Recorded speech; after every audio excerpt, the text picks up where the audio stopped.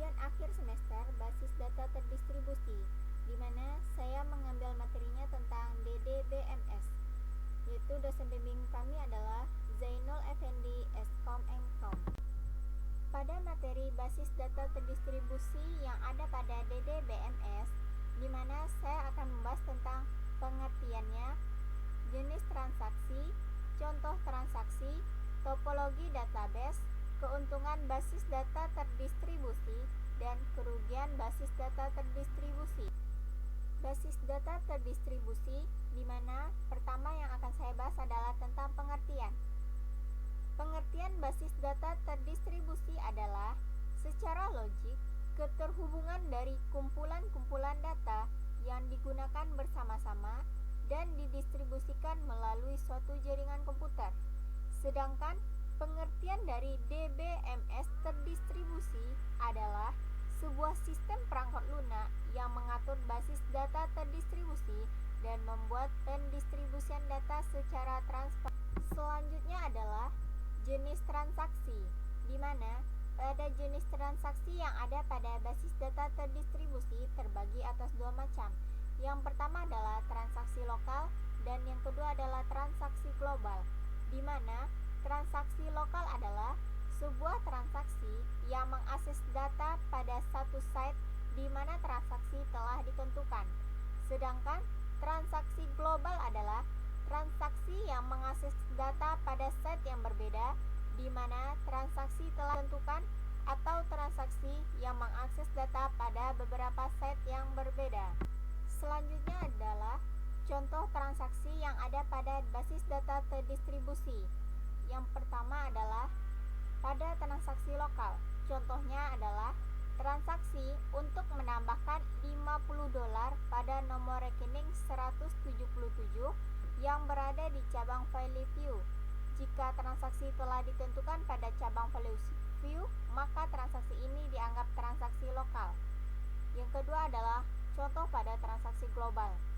Jika sebuah transaksi untuk mentransfer $50 dari rekening 177 ke rekening 305 yang berlokasi di cabang Hillside, maka transaksi ini dikatakan transaksi global karena rekening di dua site yang berbeda telah diakses sebagai hasil dari ekstrak. Selanjutnya adalah topologi database yang ada pada basis data terdistribusi.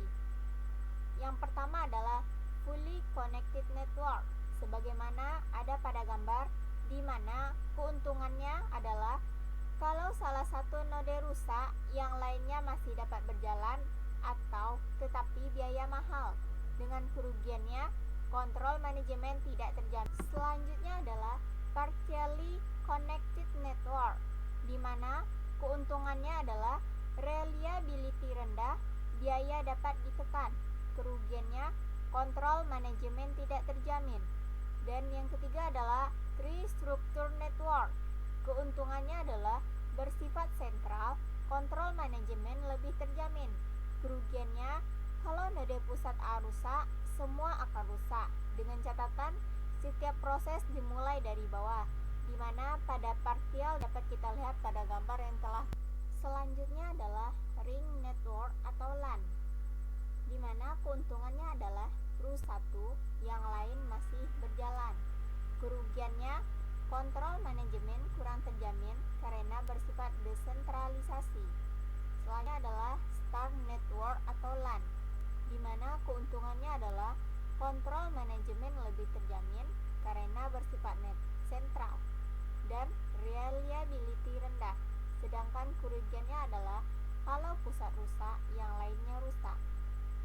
Gambarnya yang ada pada ring network dan star network dapat kita lihat di bawah. Selanjutnya adalah keuntungan basis data terdistribusi, di mana keuntungannya itu terbagi atas 5 macam. Yang pertama adalah pengawasan distribusi dan pengambilan data. Yang kedua, reliability dan availability. Yang ketiga, kecepatan pemrosesan query. Yang keempat, otonomi lokal. Dan yang kelima, efisien dan fleksibel. Yang terakhir adalah kerugian basis data terdistribusi, di mana pada kerugian basis data terdistribusi ini hanya terbagi atas 3 macam. Yang pertama, harga software yang mahal. Yang kedua, kemungkinan kesalahan lebih besar. Dan yang ketiga, biaya pemrosesan tinggi.